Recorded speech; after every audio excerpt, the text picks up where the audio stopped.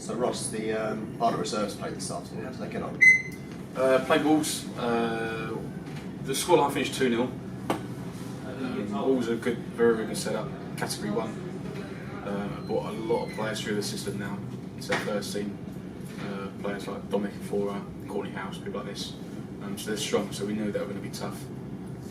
And going by the game today, they probably are the toughest opponents we've had so far. In about 30, 31 games this year with the Barnet squad. Who played for Barnet? We had 3 first-team players last day, and the rest of the makeup was of our under-21 players. We're still under 19s, we're 19-year-olds now, and then 4 under-18 stepping up. Again, in Jack Taylor, Nana Kai, Tom Day, and Carl McKenzie-Lar. So describe the game for me, if you like. It was a very interesting game. I mean, we set out our system this year going 3-5-2. So it was a new formation to really stretch Wolves. But you know, our makeup is mainly midfielders and attacking players. So you know, we have a first-year scholar as one centre half, and Tom Day as a second-year scholar as other centre half. We pushed Harry Taylor into that middle centre-back role because we know he gets on the ball very, very well, very confident possession. And another trait of Harry's is his 1v1 defending skills, but fantastic. And that was our makeup, and set out and push our wide players high and wide as much as possible, which was Justin and Maro.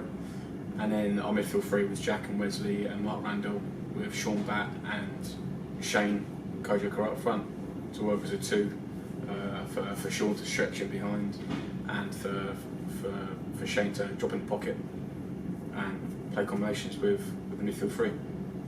So were there any sort of, despite the result, were there positives you can take from the performance? Massive positives today. The intensity we press at is relentless. To condense the opposition team high up the pitch in their own half. It's something we've been working on for months now, and this takes time to build in terms of physical development. And they've been doing a lot of work, double sessions with myself, getting them ready for this kind of game.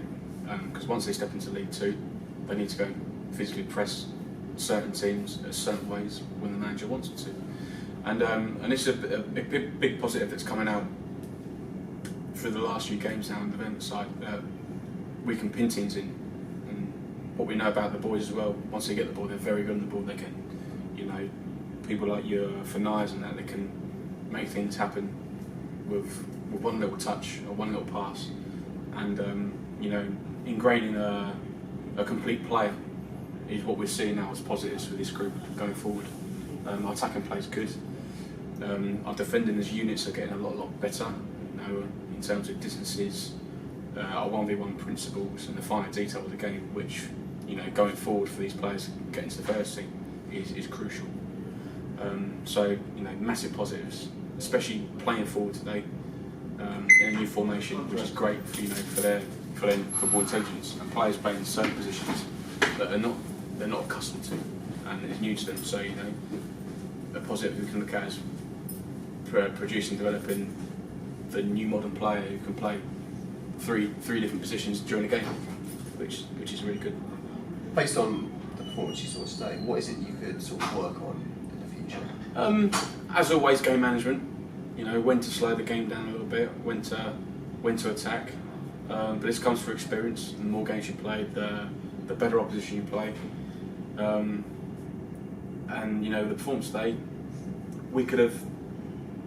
What we normally do well in the final third is we normally punish teams. And I think if I'm looking at it negative and from a really cynical point of view, we didn't do that well enough today. But these are lessons that we will learn. Finally, there was 3 of your youngsters who got a new contract, recent contract extension. You must be delighted with that, I imagine. No, I am. It's brilliant from their point of view, and they've really earned it. With Harry and Fanai have already signed theirs, and they're here again next year. But now with Shane, Justin and Wesley, they've really kicked on in the last few months, and it's all down to them.